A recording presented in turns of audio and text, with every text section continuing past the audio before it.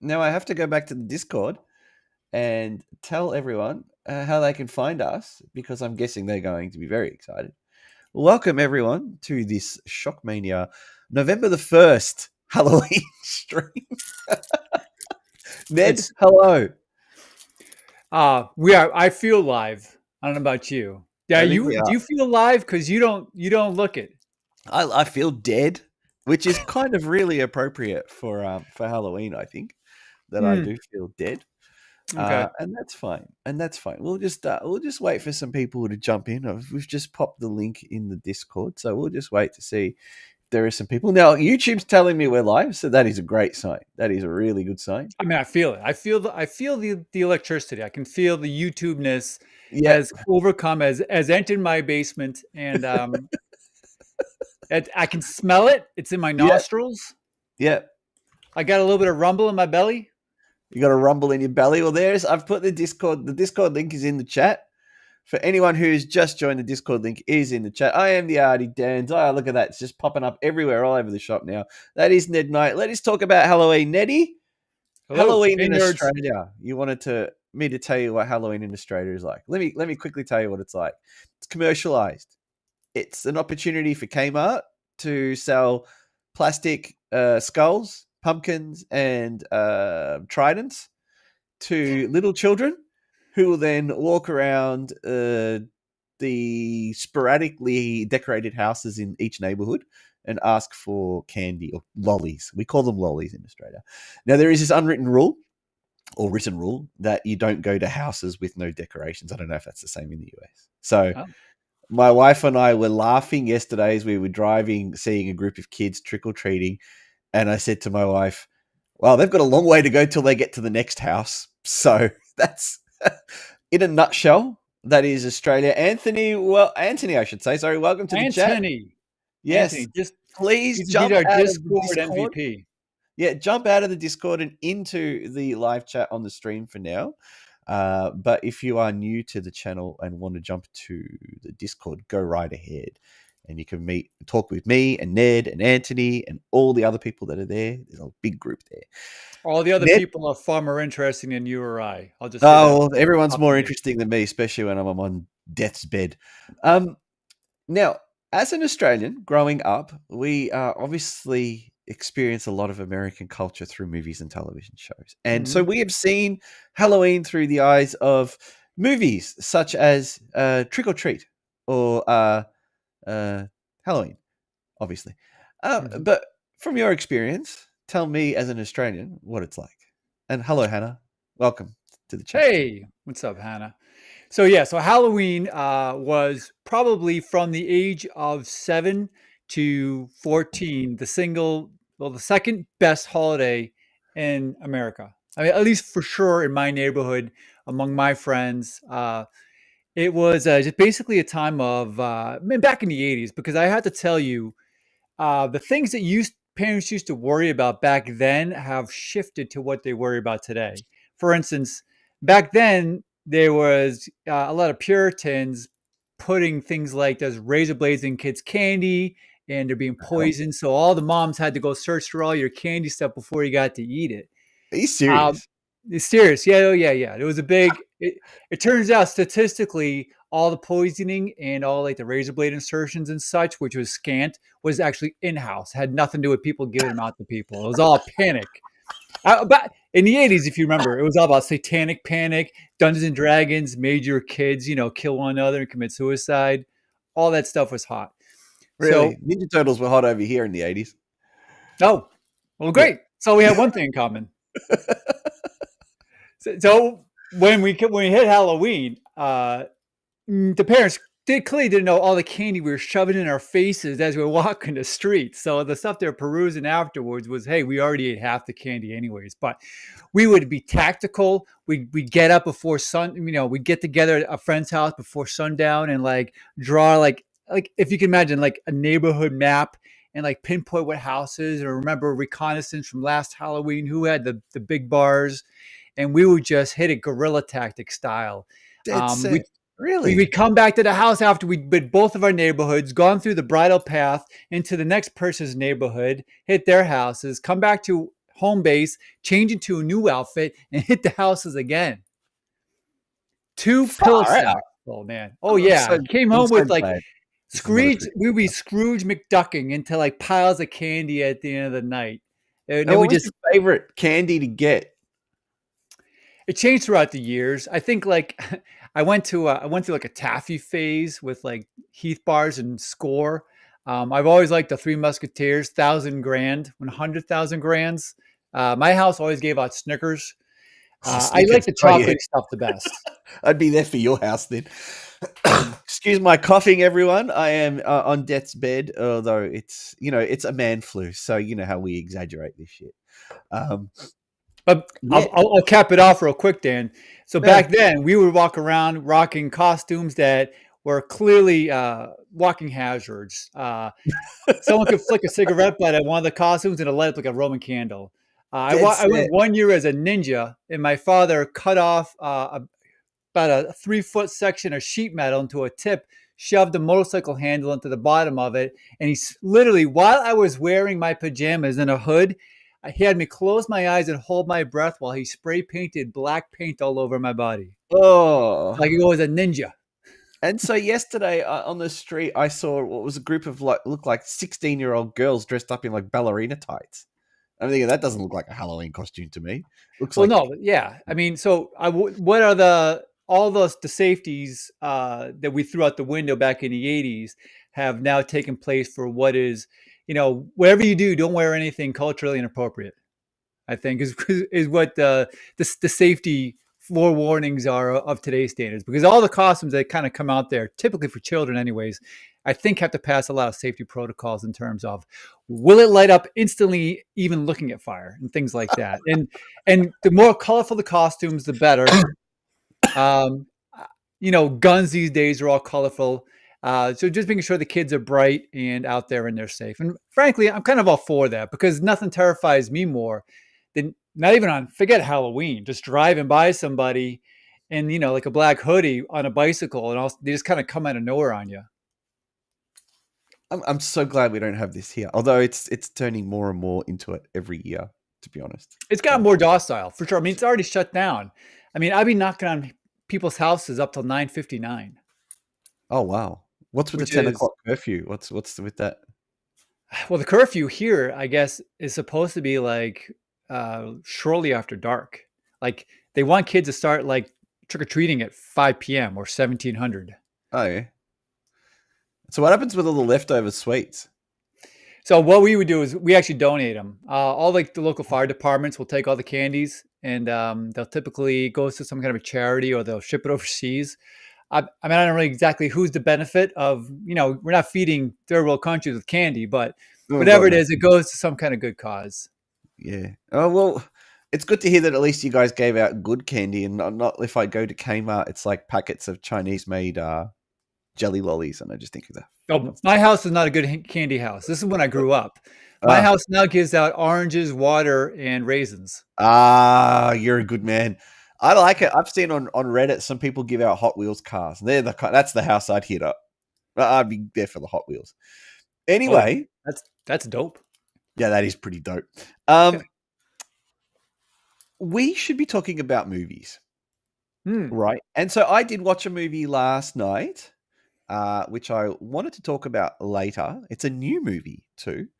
And it's something I'd never heard of, so it took my interest, and then accidentally found out that it was a Halloween movie while I was watching it. But you've got a list, so let's have a look at your list first, and you can talk us through it while I bring it up on the screen. Yes, and I'll go full screen for this. So this is what happens when you have to direct and talk at the same time. Yeah, you need like a producer. I need a producer. Exactly. Hannah asks, do you guys have a curfew? I was just taking the piss out of him, Hannah. That's all. I might have to get rid of the banner down the bottom so we can see your face, Nedd. And this is Nedd's Comfort Flicks, is presented to you by Godzilla in the 3D glasses, eating popcorn. Let's have a look. All right, so the Comfort Flicks. Let me first set all right, hold on. We need to get us. Let me second set the parameters. What's a comfort flick?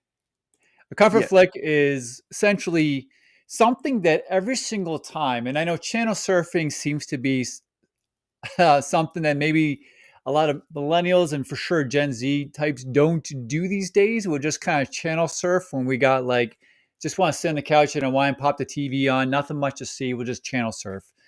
And these movies are ones that if I just come across, I'll tend to just stop on every single time and just sink into it because no matter where in the movie it stops, I'm going to find myself watching the rest of it. Can I just And interrupt for a quick second there? I did the same thing yesterday. A new channel had popped up on my satellite box called Pulp. And as I'm flicking through it, first it had Police Story 2, fabulous movie. Then it had Winnie the Pooh, Blood and Honey, and Texas Chainsaw Massacre. So I stood there and watched Winnie the Pooh, Blood and Honey for about a good 15 minutes. Oh, so I'm with you on this. Channel surfing rocks. I wish you paused longer between poo and blood. Pooh blood. No, it's like I stopped on Winnie the Pooh, Blood and Honey. Anyway, keep going. So if for those who can't see, because our faces are in the way, this movie is Event Horizon. It is Event Horizon. I had it said Event Horizon 2 in a banner down below. I guess it disappeared. This is what you get for running some kangaroo court, no production live stream show, I guess. But there's a reason why I'm here.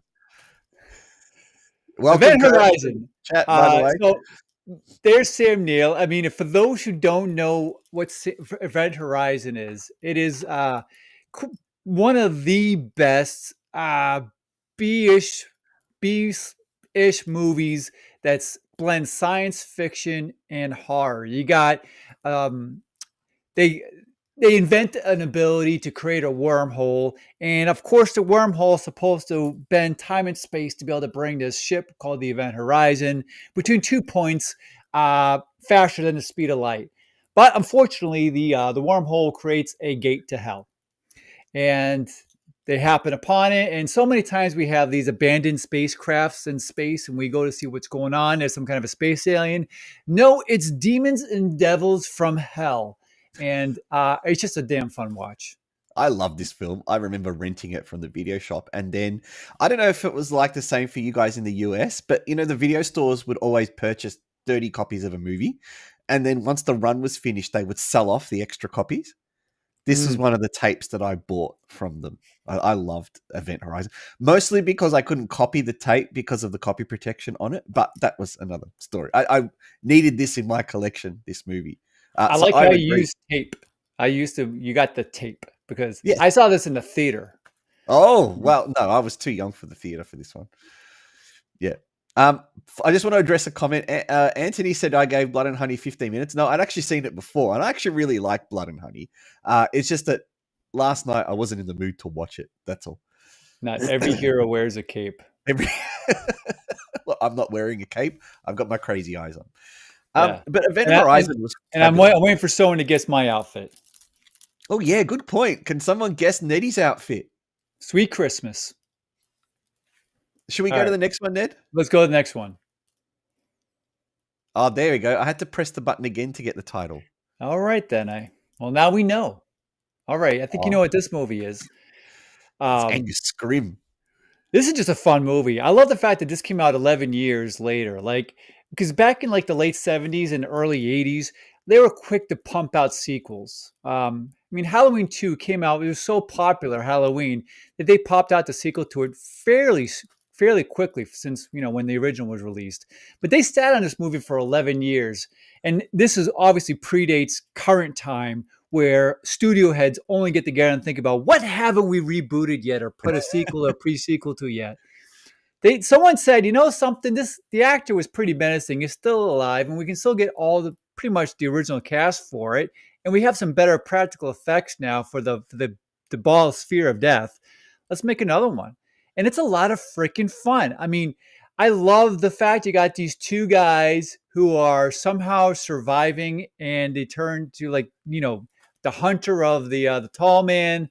And, you know, there's obviously more sequels that follow. So you kind of know that these guys are like the main characters. But this is a fun movie to sit down and watch. And I mean, I just watched a trailer the other day, and I can rewatch that trailer again and again and again. This is So, some kind of nightmare, right? It's so my not. admission to you, Ned, is that I've only seen Phantasm 1, and I absolutely love it. I adore it. But Oh, okay, so Phantasm 1 was made, what, late 70s? yeah, I think 77. Someone can correct me, of course. I'm usually wrong about these things. It was a German film. All I can think about is how'd they do that special effect in the 70s? You know Mm. me. That's what I think. I would hate for this movie to be remade because I know it's all going to be CGI, and I think it loses that predictability of the ball. The ball is so predictable. It moves at one pace, it turns at one pace. Everything it does is single pace.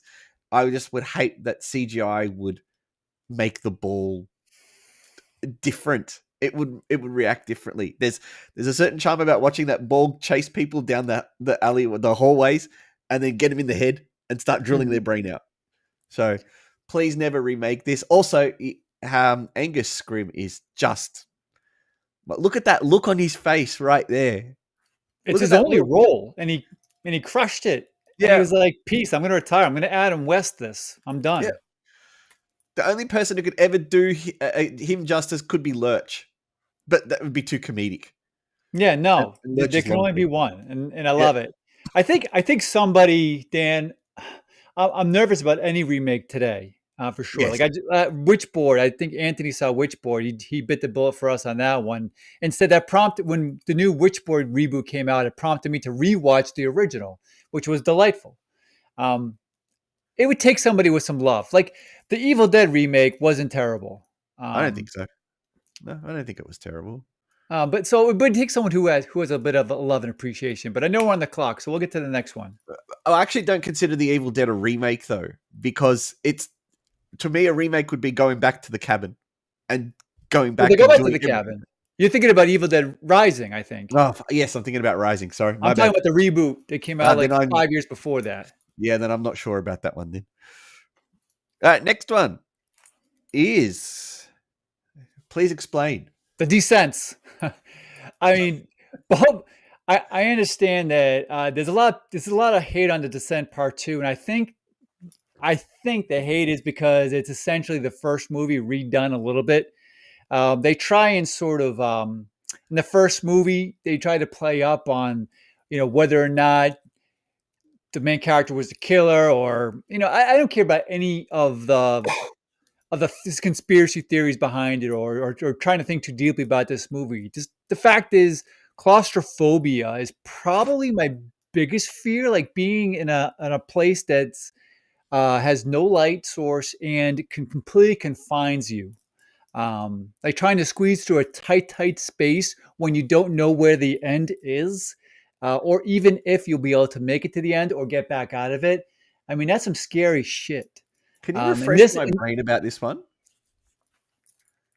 What fries your brain about this one? I'm struggling to remember The Descent. Goodness. Well, it's worth a rewatch, man. I know I've seen it. It's got the claustrophobia. It's got hot athletic chicks. Yeah. And it's got silly zany monsters. It's got the elements that are made for great fun popcorn horror. And I could stop on any moment in that movie's either of them and just watch them. Well, Anthony's just said it's one of the best British films of the noughties. It must be a noughties film because British films nowadays don't have hot athletic chicks in them. Just throwing that out there. Yep. I'm catching it, and I'm agreeing with you. Hold on. I'm 2006. I don't think I've seen this at all, to be honest. This is not the girls who go abseiling down into a... The Spelunkers. Yeah. Oh, so I have seen this. Okay. Yeah, you must. I mean, I don't know how you could not. You can't host a horror channel and not have seen this, Dan. So I'm sure you have. I think you're just too sick. I think your sinuses have infected your memory. Mate, there's a lot of movies I haven't seen that would disqualify me from hosting a horror channel. All right, let's get on to the next one. I don't think I've seen this. You've picked sequels so far. There's three of your four of sequels so far. All right. Well, you want to fight me? No, because I haven't seen Jaws 2. Oh, wow. Why? Let's When the first rewind to one's so what I good? said like 3 minutes ago. Yeah, I know. The Okay, first one's well, so that's good. Why would I watch the sequel? okay. Well, one, you're Australian, and things are a Yeah, little bit different over there. yeah, Your toilets flush backwards, the correct and way. We drive you on the guys right side of the basically road. have to, contest with kangaroos on the highway. I get it. I get it. Dan and I had a kangaroo conversation the other day. I told you that story in confidence, by the way, about kangaroos. Nothing's Hey, don't sacred. forget, we We're scare live. tourists by telling you that that koalas drop out of gum trees. Like, Yeah, legitimately, people think drop bears are real. So anyway, and they're not even bears. no, not at all. No, marsupials. So So Jaws yeah, 2. Jaws 2. I saw something on our Discord channel. It was brief, and I tried to like Men in Black mind swipe me from it, but they had things like Jaws isn't a horror movie. Now Jaws is rated PG. They wanted it to be rated R, and it should be rated R because Spielberg's intent was to make it a horror movie. But for audiences, they actually had to remove a couple scenes. Some test screens didn't do so well. They're too visceral and too scary. In fact, they had one robotic shark built for just one specific scene when the boy gets killed right in front of everybody else on the raft. And they had to remove it all. They still kept like a fin flashing in the air, but the original scene, you can see stills of it, is epic. Jaws 2 is a very underrated sequel to Jaws. And I think one reason why it gets so overlooked is because Jaws 3 and Jaws 4 are horrific train wrecks that I might rather eat at McDonald's than have to sit and watch both those together. Although I say that, I'm kind of not being completely serious because my son said, I have to see these movies that you hate so much. So I sat down and I watched Jaws 3 with him. I still can't do 4 with him. I can't do Make it. it watch Psycho 3 and 4 too, then. If you want Yeah, to see how after the destroyed Exorcist movie. 2. Sorry? After the Exorcist 2. Oh, yeah, okay. If you want to see how to completely destroy a great film, Psycho 2, 3, and 4 is probably Yeah. a great example as well. Anthony, But Jaws 2. Jaws I don't 2 know is, who any of is these chicks are, solid. Anthony, by the way. What was Sorry, that? yeah, keep going, Ned. Mia Goth, I think I know. Millie Bobby Brown, is that the girl from Stranger Stranger Things. Days? Yeah, Mia Goth, she did she's in the X trilogy. Oh, And she's also going to be, I think plays the bride in the upcoming Del Toro Frankenstein movie that's going to be coming to Netflix soon. It's in theaters now. oh, nice. Okay. I think I know Mia Goth. I think she's cute. Yes. Yeah, and then we got what do I Macy. know Macy Williams from? I know her. Okay. She's in a Anna lot of things. Taylor-Joy, Florence Pugh. Anna Taylor-Joy crushed it in The Witch. Crushes it. Is that the Vivitch? And Florence Pugh, I think, is a toss-out because of Midsommar, which I'm not a Midsommar guy. I'm not. Yeah. Yeah. So what's our People verdict in just Jaws 2? We should watch it? Jaws 2. Jaws 2 has the best kill in horror movie history. All right. Best My kill opinion. in horror history. That's right. It's got the Let me best watch kill. it, It and I'll is get back to it you. is a quick scene. It is filled with such dread. One of the teenagers jumps in to No, save. don't tell me. Well, I'm not spoiling anything, but she jumps in to save Sean. Ah. And Sean is the younger Brody, and help him try to see if she can get him out of the water in time. Okay. And as a child, I just remember being so I could feel the situation. It was just so intense. It makes my feet sweat. And then how subtle the death is just great. All right. Well, Dan will watch it then. All right. And finally, good Lord, what is this? Anything John Carpenter. Right. Yeah. So we're talking Halloween and beyond. The bookends are Halloween and Mouth of Madness. And now Mouth of Madness is easily the weakest of the bunch, but it gets undeserved hate. I think it's kind of Sam Neill. Come on, man. What was that? Isn't it Sam Neill in it? Yeah. Yeah, dude, come on. You can't.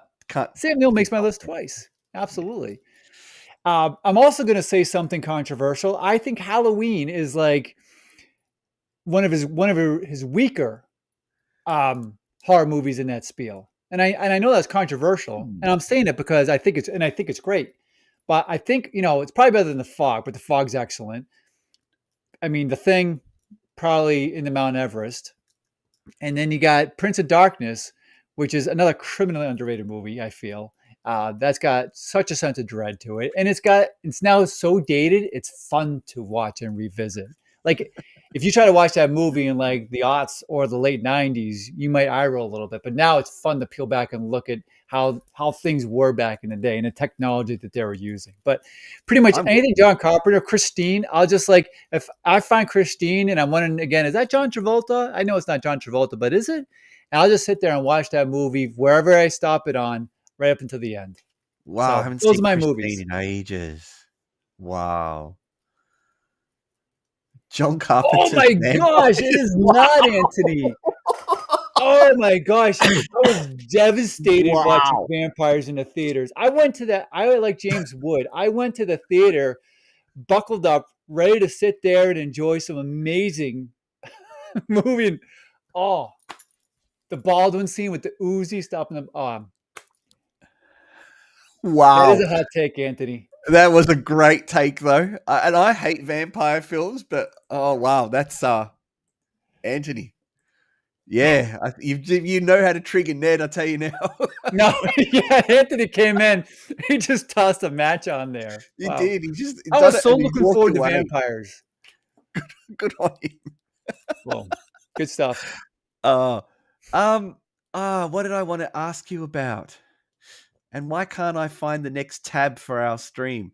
Um, Christine, I haven't seen Christine in forever. Absolutely Mm. forever. Excellent. The special Yeah. effects in there are fantastic. The practical effects, like just the fact that he shot that whole car rebuild scene backwards while they just took turns dismantling it. It's great. Okay, so in the meantime, while I'm trying to find where this Show other me. window is, I wanted to tell you about the fact that I watched a film last night. So this is what I did. Yesterday, I turned on Tubi, and I thought, excuse me, it's Halloween. To be. Tubi, yep, I love Tubi. I My do. I dad love loves to. Tubi too. Is obsessed with it. And I was trying to find a movie, and I thought I'll try and find Halloween 6. I was in the real mood to watch Halloween 6 yesterday. Don't question me on this one. I love that film.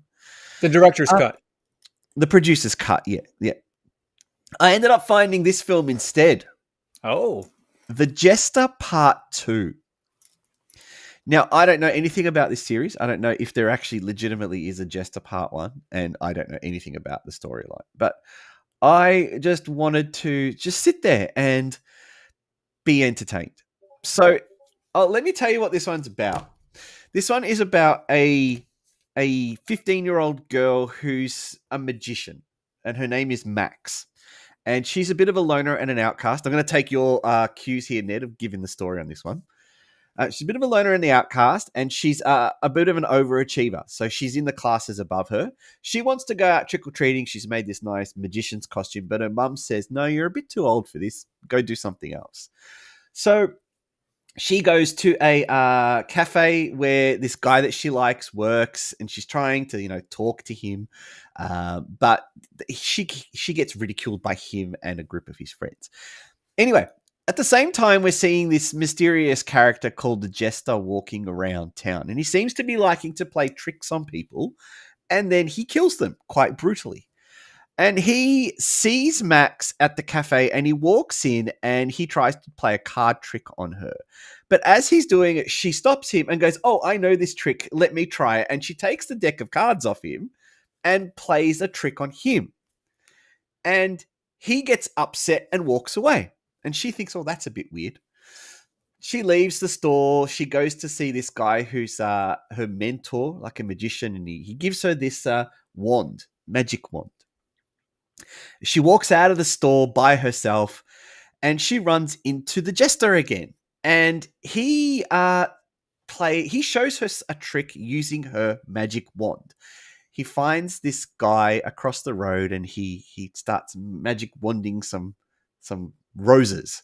And then he plays a really nasty trick on the guy where he pulls his pants down in front of all these girls. They all laugh. She thinks it's funny, but then he gets seriously violent. Max runs away, but the Jester catches up with her. The Jester takes her to this alternate reality because the Jester can't speak. And in this alternate reality, one of the Jester's victims there, and Max uses an Ouija board to communicate with the Jester. And she asks him, "Are you going to kill me?" And he says no. And then he channels this dead body that's nearby, and he explains to Max who he is. He's a magician who has been, whose soul has been captured by this particular demon. And every Halloween, he has to give the demon 4 sacrifices. And the sacrifices are, he has to play tricks on the people. And if he's successful with the tricks, he burns a card in a candle, and that's one soul taken. And he says to Max, the problem is you tricked me. No one ever tricks me. So because you've tricked me, you've now got to help me achieve my goal for the rest of the night. She says, what if I don't do it? He goes, well, then your soul becomes mine and you will become me. So Max, being a 15-year-old precocious girl who's wanting to do the right thing, obviously doesn't want to kill anyone. So she keeps putting innocent people's lives in danger. Police officers, firemen. But then there's one particularly brutal scene where Max is about to be sexually assaulted by a creep, and the Jester saves her just in time, right? The Jester is great. He can just morph to wherever he wants. This film, to me, is what I really love about horror slashers. It reminded me of a time of being in the 80s, going into a video store, picking up something based on the cover, taking it home, and just being thoroughly entertained. The acting is not great. There are some real spotty acting in the film. And, this silent Jester, we've seen it before. Jason, Freddy, Leatherface, they're all silent. No one ever talks. It sounds a lot like Terrifier, to be honest. And the cover, the box art's kind of like leaning into that way too. Absolutely, except it's not as brutally violent as Terrifier. So you're probably taking it back a notch. And it's certainly not as long as Terrifier. I just liked it. I don't know what it was. Everything about this film just clicked with me. And I understand that, look, it's got a pretty high score now of 68. I'll give it a month and it'll probably be sitting in the 40s as people start jumping in and saying, oh, that was shit. And, not understanding, not appreciating. There's a lot of just real creativity behind this film. What I would have wanted was a slightly different ending. I still got the ending that I wanted, but I just wanted it slightly differently. I wanted Max to get a little bit more violent, and I wanted Max to really embrace her role.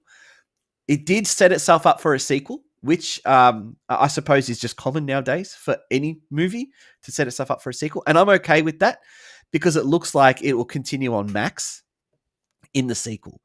But this just had a charm that I haven't seen in a horror movie in a little while.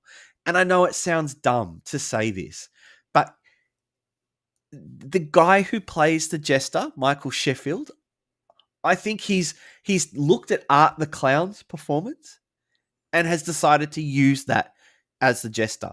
Very exaggerated movements.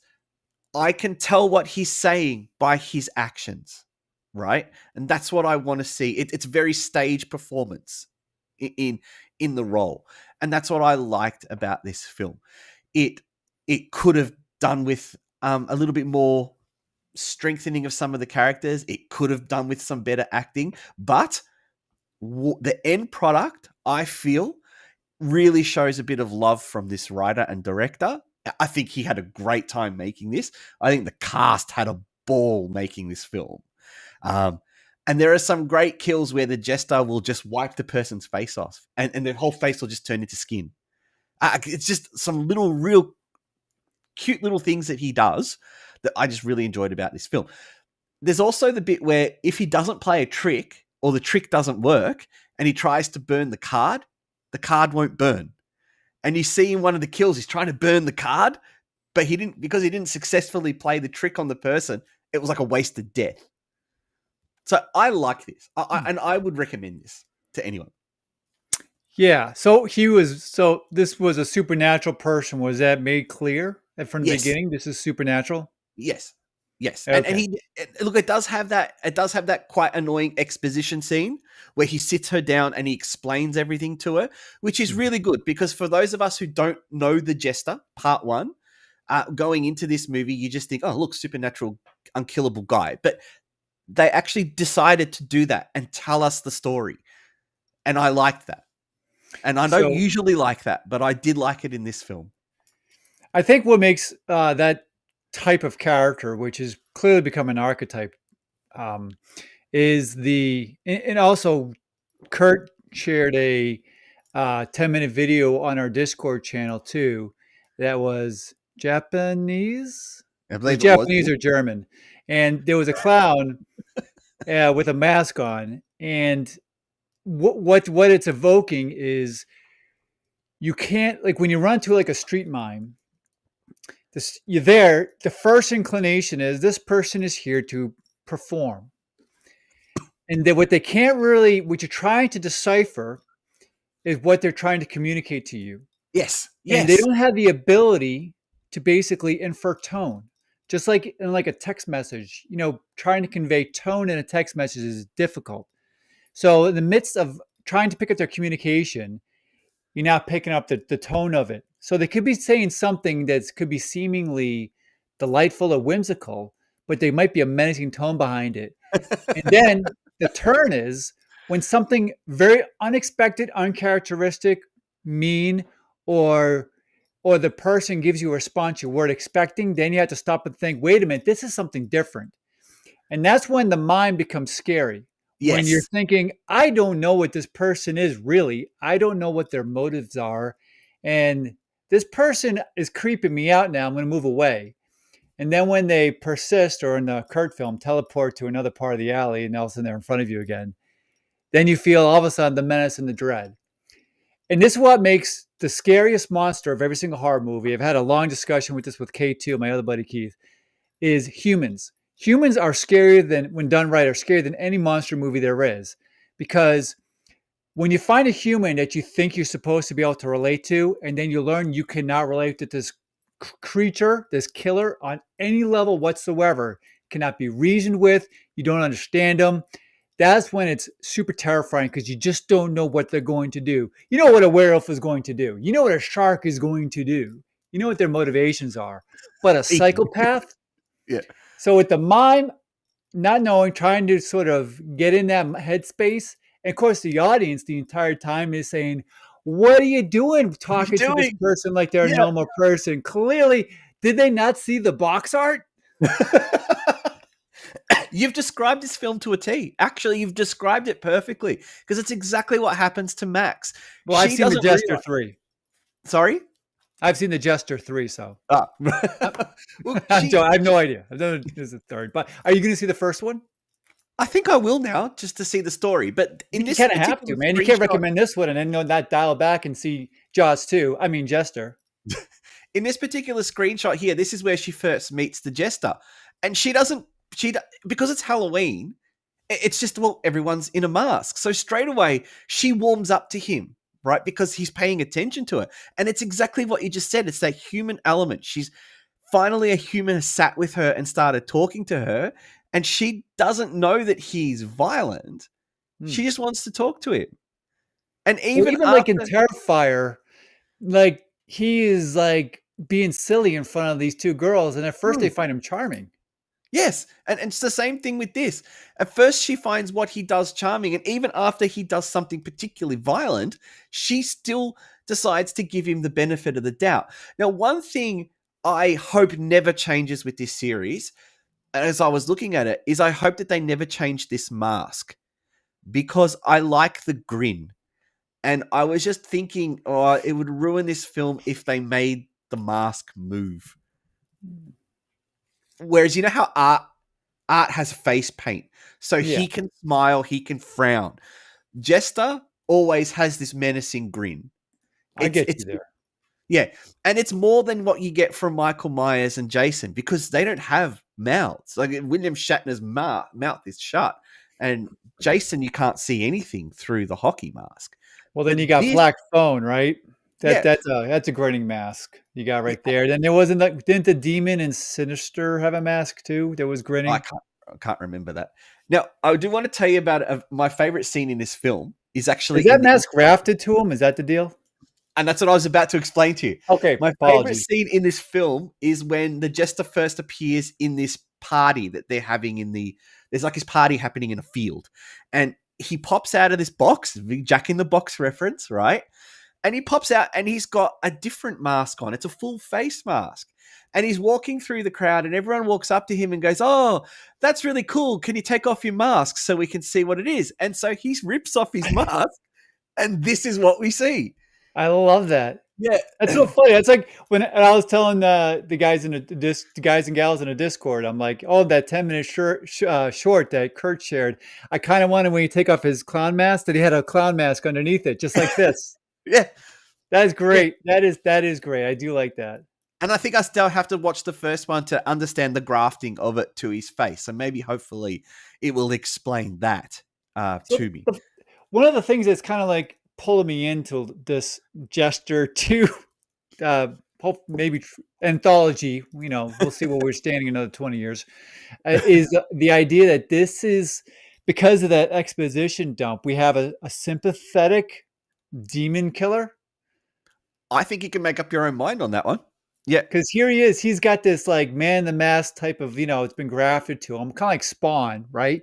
And Yes. he is this magician, and now he has to collect souls because he's tormented to do so for. I forget what was the reason. Did he do something bad or why? What happens to him in the movie he did to someone else. So he outperformed or out-tricked someone else. Oh, he And then that person made out-tricked him another play. jester, so he Yeah. met the jester's fate. Okay. So yeah, so you kind of have this strange sort of sympathetic, character here. What I'm I finding think it odd is how and this is a plot hole, how he can be out-tricked because he's quite a genius character. He can do a lot of things. For him to be out-tricked, I mean, that's just like a plot device that you need to ignore in the film. I'm already and thinking about the third movie where he has like a team of like David Blaine and like Copperfield and these magicians that are like, all right, we're time to get all the gestures. We've seen it all. We're gonna out trick each other. Well, not to spoil it for you, but I don't think part 3 is going to be about him. Oh, you did say, well, you kind of already did it earlier. Yeah. But So I think I might actually do a proper review for the channel on this one because I this took me by surprise. It was not yeah, why what I was not? expecting at all. At all. I want to respond to something Kurt wrote on the chat, Yeah. where he says, "I shouldn't be promoting other people's stuff from your channel. Dude, you do what you want to do. You do anything. We don't care." Yeah, he's referring to something about John Carpenter Carpenter. Screenbox Yeah. tonight. I mean, I'm Yeah, not go really for it. competing with Screenbox, so that's fine. But however, Kurt, you can't say shit. Shit is one of the words we don't like to say on this, especially on a live stream. Yeah, Words like shit, fuck, ass. Those words we don't like to say them on live stream. So Canberra University netball team. yeah, especially not that one. So we try to keep things, PG here. That's that was what I was taught when I moved to Canberra a couple of years ago, a couple of decades ago. There was a joke told me that the Canberra University couldn't have a netball team, and I looked at them really weird. I go, "Why? That seems really weird." And then the person looked at me and goes, "Maybe you want to spell that one out." I'm like, "Oh, CUNT. Oh, right." That's ask Anthony. I bet you he hears that all the time in Britain. No, that's an Aussie word. That's very much an Aussie word. Oh, Aussie say it all the time too. It's like, You say it more than the word "the." It's casual. Yeah, it's a casual expression. Yeah. So Ned, it's the end of Halloween for me. Like it's Saturday morning here, Saturday afternoon here, but it is still I think 9:30 your time. Are you planning to watch anything tonight? So yes. Full disclosure, because if anything else, I'm all about the truth. I got caught up in season 3 of Alice in Borderlands, so I skipped season 2. I'm gonna finish through season 2. Alice in Borderlands. Let me have a look what that is. I have no It's idea what based that off is. of Magna.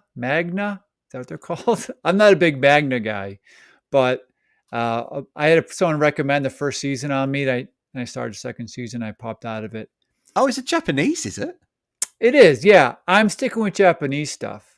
As you know, I'm Wow. going to Japan, so Oh, I'm right. Yeah. actually I'm fully immersing. Like I'm not going to watch anything that's not Japanese right now. Holy shit, this sounds fun, actually. It's kind of cool. Yeah, yeah. The first season was pretty cool. You might like it. I mean, I don't. It's Hmm. not exactly not true horror. It's thriller. It's dangerous. I mean, people get murdered. The first season kind of it takes a twist that I didn't much care for. Yeah. But there's like you find like it's a lot of young people, and they kind of find it has like almost like an adult JA kind of feel later on it. But thank you, Hannah. I'm still not going to say it right. Manga. Menjay. NJ. Yeah. When Man you're and in man Japan, a you say gay. NJ. Man gay. Man gay. Now, I'm trying to convince Ned when he's in Japan to go to Fuji-Q Highlands and to visit the best, scariest haunted house in all of the world, except Ned's son seems to be a bit of a buzzkill and doesn't want to. Yes, actually, that's true. No, yeah. So we're going can I for the suggest, Oshidoris. And can I I'm not suggest you gonna leave him I'm in a not gonna cat say what an cafe? Oshidori is. You can look You it know up. what? You just leave him in a cat cafe for the day. You take the bus to A cat Fuji-Q. cafe. Yeah. You go You probably to like that. and you enjoy this haunted house because it is the best haunted house in the world. Now, I'll see if I can twist his arm. that leads to my question that I had for you and for the chat. This is where I want the chat to get in, right? I came up with a question. Where is it? Where the hell is the overlay? Here it is. This was my question. Why cats are the best Halloween mascot? I told you this was going to be weird. I told you. Come on, Ned. Argue against why cats are the best Halloween mascot.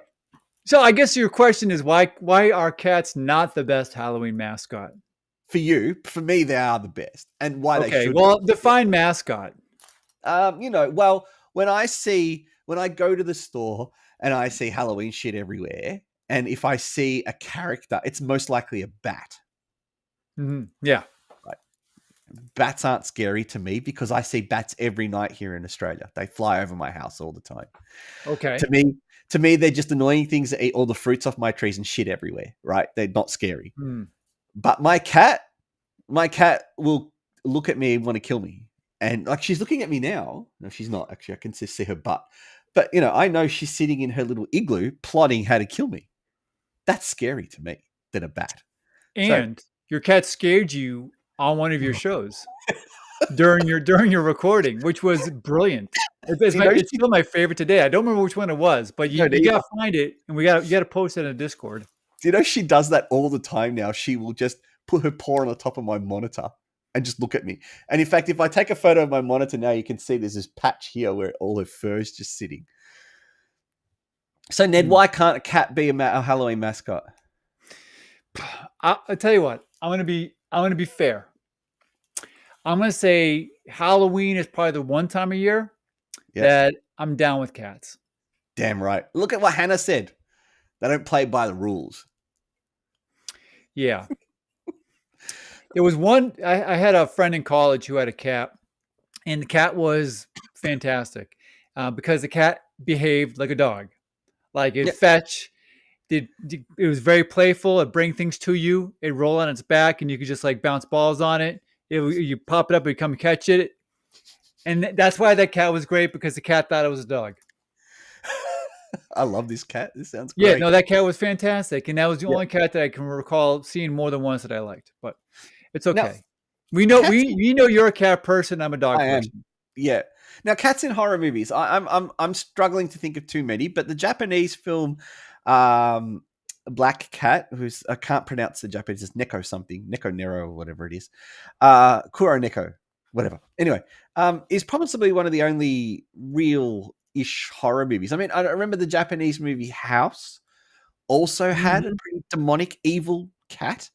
Yeah, good pull. Yeah. Classic box cover with the cat. It's almost like a cross between a Cheshire cat and like a werewolf. Yeah, but in Western movies, cats are not usually. They're usually more the victim. Like, for example, Girl with the Gifts. Yeah, Yeah, and that was a great Talk to scene. Me. I knew you'd like that bit.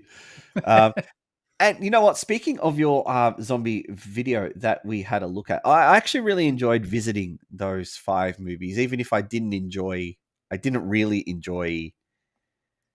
Which one was it? The Blood Blood Quantum. Quantum I was on the fence about. Mhm. Night of the Creeps was fabulous. Absolutely fabulous. What'd Yummy. what'd you think about the opening The Night of the Creeps.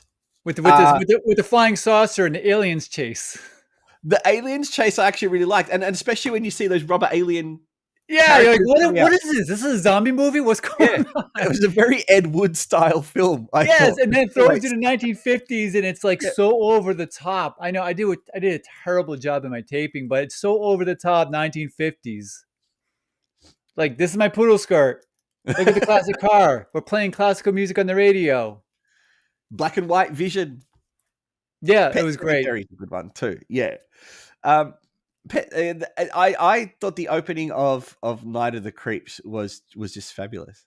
Yeah. Yeah. I even liked how it was so modest when, they're making out in the car and she goes, "I'll even let you touch my breast." Like, wow, we've come a long way since the 50s, haven't we? Yeah. So K2 told me he felt that Night of the Creeps was not an under the radar film. He goes, "Oh, everybody knows about that movie." I'm like, "I'm not so sure. Yeah. Maybe America, but I mean, Chad, have you heard of Night of the Creeps?" And that'd be interesting to see what chat says. I reckon Anthony has. I'm saying Hannah hasn't. There we go. And Kurt, I reckon, hasn't. Oh no, I reckon Kurt has. Sorry, Hannah, I'm selling you under the bridge on this one. But I hadn't heard from it, and that's what made it enjoyable. Now, the other one, which was the one about the drug? Rainbow on the Serpent in the Rainbow. Yeah, Serpent in the Rainbow. I liked it up until I think when he first goes back to the second time he goes back to the US, and then he goes back a third time.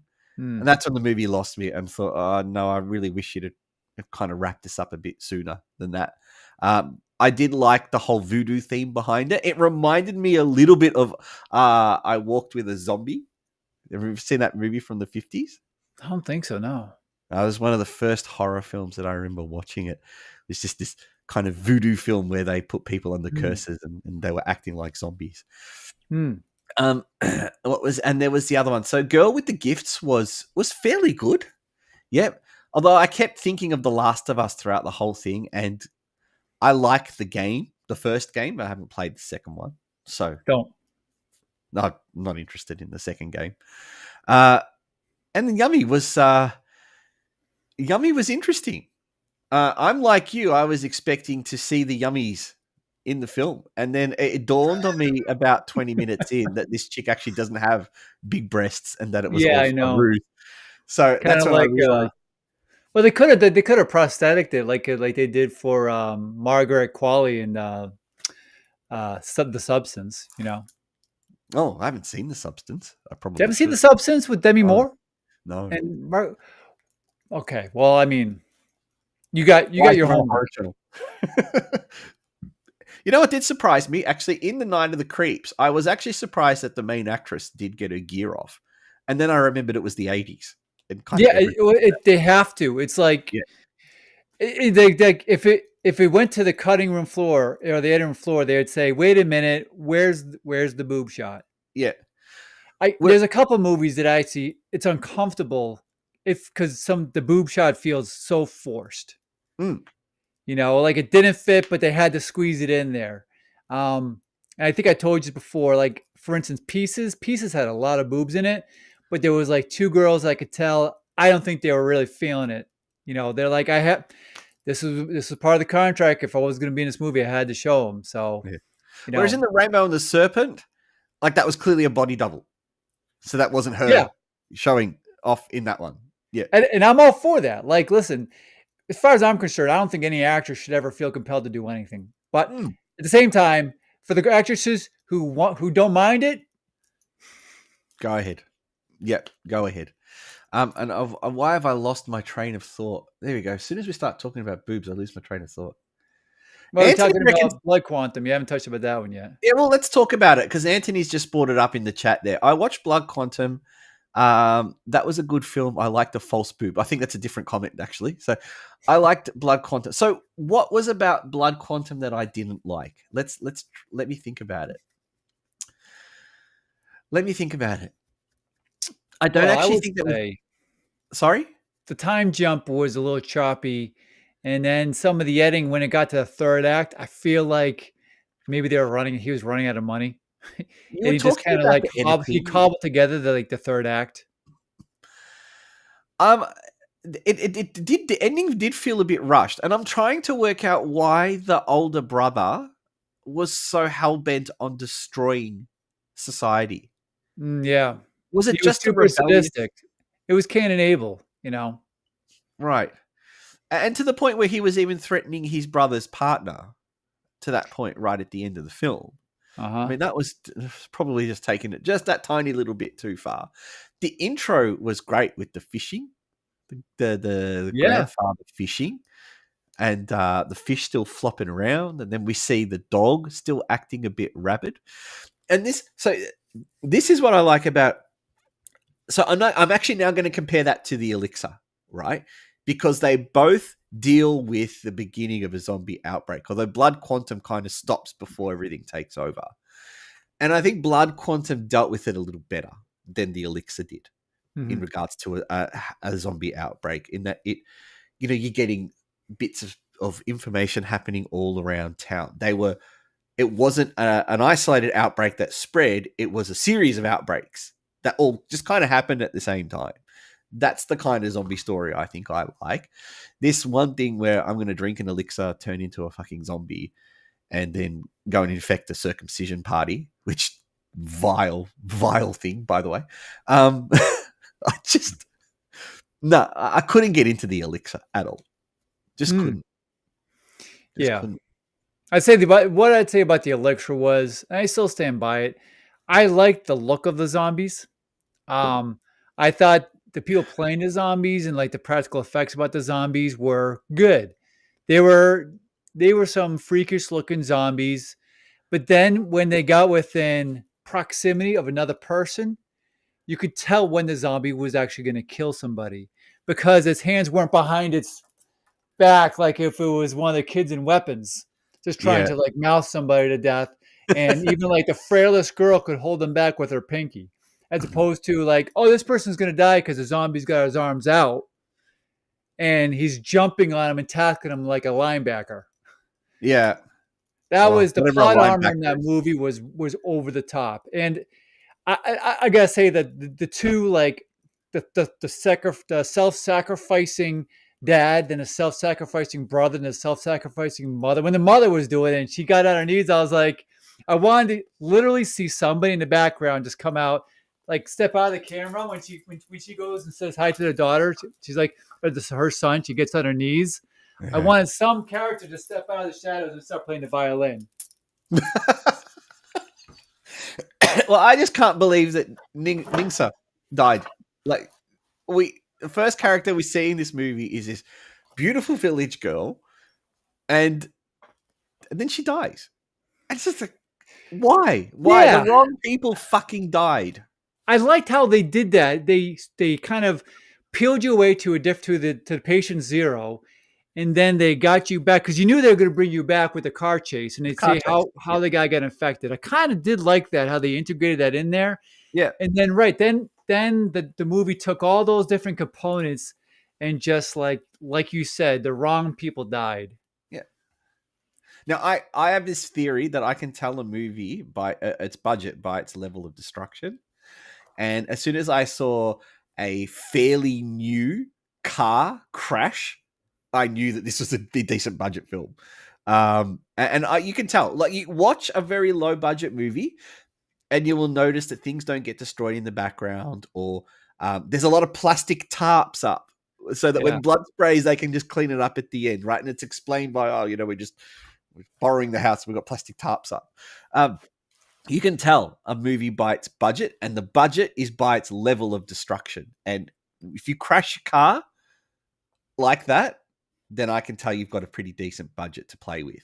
And And sometimes it's that could be the the kiss downside. of death on a Yeah, good movie, yeah. frankly. And it's It's really weird because it's from Kimo Stamboel, so I would have expected a better way of dealing with it. Like he did Ivana, which I thought was fairly good, but he's also a co-director of one of my favorite movies, which was a Macabre. And I know you're not a big fan of Macabre, but you know he likes super gory, and I didn't feel that the Elixir was that gory. Is that it just wasn't me? that gory. It was very Yeah, Netflix-defied gore. I don't think I've ever seen a movie on Netflix that was particularly gory over the top. interesting. Um, the only thing that Netflix has produced that I found was actually scary was the TV series it made, The Haunting on Hill House. Mm. Um, that was that I thought that was the scariest thing that Netflix has ever produced. And if you haven't seen it, you should watch it Right. if it's So just still going off a available. comment that Anthony's written there, 3 films he watched: Overlord, What We've Become, and Maggie. I think of those I've only seen Maggie, and only because it was a Schwarzenegger film, Yeah. and I believe it was probably more of a drama than anything else. If I remember, his daughter turns, and it's just more about him and his daughter, and him trying to do something about it. I remember it being a very unusual Arnie film, Maggie. Well, Overlord actually has two of the monsters that were in Anthony's poll in the Discord channel. Overlord. Let me look it up. Overlord. Actually, I'm no, only one because I don't think he put zombies. Is Overlord the France June the D-Day American paratroopers fall behind enemy That's lines? right. Is it that one? That's right. That's got a pretty decent rating, actually. Maybe I should watch this. It's not too bad. It's not too bad at Oh, all. Has a very the ending has a which is fun. When I was younger, I actually wrote a short story that had a similar ending, but the ending has a very oh man, 28 Days of Night. Is it did I get the number right? 23 Days of Night, 28 Days of Night. The vampire movie uh oh. starring I don't watch oh, vampire movies. You know this. Hartnett. It's Hartnett. Is it Josh Hartnett? Yeah, well, that's the guy from The Faculty. I think it's Josh Hartnett. I think that's his name. Yeah, so it stars him, and they go to and chat. Help me out here, please. But they go to some place up north where they were during the winter solstice. There's no light, there's no daylight, so all the vampires come out and terrorize the town. Tell me you've seen this Right. movie, Dan. Probably. So the end of Overlord is very I similar don't, to the end of that movie, oh, don't. Okay. and Well, to still, what I the still want to watch protagonists Overlord. decide to do in order And, to save the day. and I'm guessing What We Become is a Danish film. A family of 4 is quarantined in their home after a virulent strand of the flu spreads into a town, and they're forced to the extreme. Oh, it's like it was COVID before COVID was real. Before COVID was cool. Hannah says Hill House is A1 sauce. That sounds like a good recommendation. Nedd, I think we've come to the end of our 1-hour stream. I've had a ball. Do you want to tell everyone what your costume was?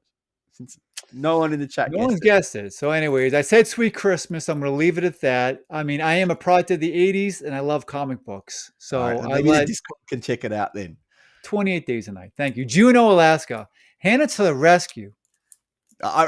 She's either sitting there with Google or she knows off the top of her head, and that's why Either way, I Hannah is appreciate going to be on. She's going to be on our next live show. Yes, So please Hannah, come. get ready for that. Josh Hartnett. Okay, I wasn't far. I think that's what I said. You did. The guy from The Faculty, Josh I Hartnett. mean, it's very unlikely. It's very unusual for me to actually get someone's name right, Dave Atkins, Dave Atkins. or countries right. Yeah. Trying to help you out, but the chat is laggy. I don't think it's just laggy. I think there is about a 10-second delay anyway, from what Ned and I are saying until what gets broadcast on YouTube as well. So anyway, I am the Arty Dans, and who are you? I'm Ned Knight. And we're Shockmania Live. Shockmania Live. We should have rehearsed that before we came on there. No, it's better when it's raw. Beautiful. Probably our next stream might be closer to Christmas time, perhaps. So, Hannah, you've got a couple months to get ready, and we will do some prep in the Discord channel. For everyone new, join the Discord. It is a lot of fun lately. Anthony has as doing daily movie reviews, and a lot of them are just surprising me with his knowledge. And just with the breadth of different films that he's reviewing, there's always something interesting to chat about. So I appreciate that input. And finally, we've got Lyle to join in and pumping up that trailers chat as well with all the trailers that we used to show on Shockmania. So they're all on Discord for everyone to watch now. Ned, do you have any parting words for anyone? Later, nerds. Later, nerds. I love it. We will catch you all very soon. See you later. Bye.